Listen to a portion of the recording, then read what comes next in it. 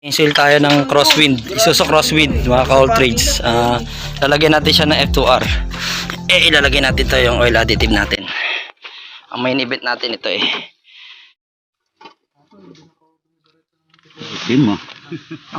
Sobra. Mga ka-all trades. Sobrang dumi. Sobrang dumi.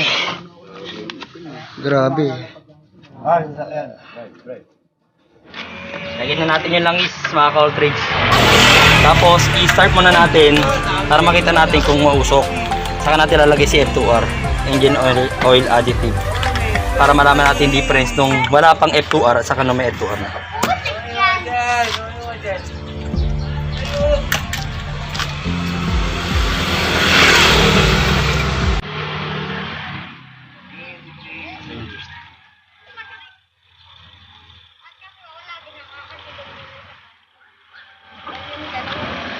Babawas ba na lang ito?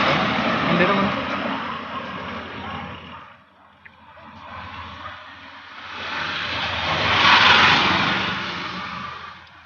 Wait lang. Nasa si dipstick.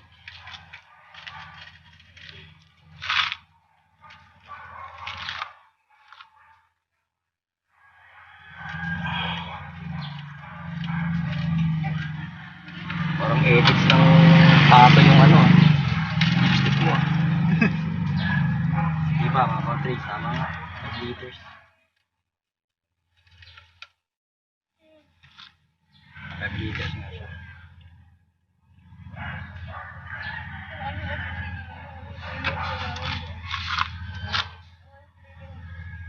Magpapalit din kasi tayo ng preno nito mga ka-all trades. Brake pad sa harap, dalawa.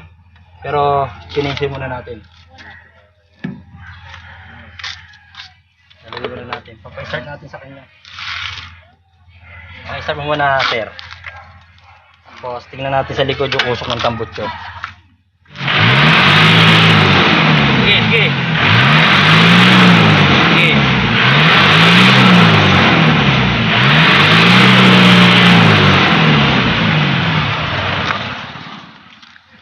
Ikaw yung tambutso mo dito sa ilalim. May butas. Oo, pinalagyan ko kayo. Butas ng tambutso. Sumingaw dito ang usok. Nakita nyo yung usok mga ka-all trades. Lalagay natin ito FC2R. Mababawasan yung usok na yan. Kapal na yan. Pinalagyan ko kasi dito sa ilalim ng bypass. Pinabypassan mo. Ito. Rahul si Jati na pinagpento ka lang pinausukan ka, no? Layo mo to. Lalagyan na natin layo mo lang yung video to. Yan. Lalagyan natin si F2R engine oil additive. Dito kay crosswind.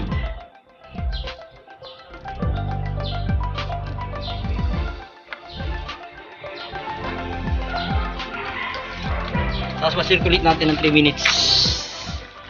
Start yung makina, tapos natin malalaman kung lapot to, parang okra lang Sige, pa-start.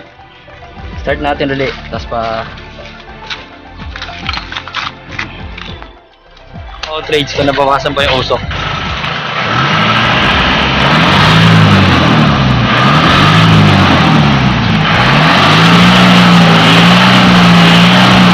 Ayan, mga ka-all trades, kita nyo, wala na yung usok.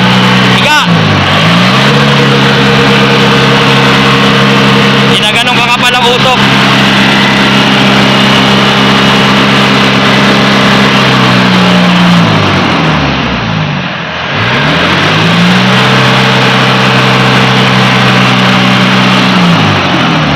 Nabawasan ang usok mga ka-all trades. Ayos, nawala yung usok. Halos na wala.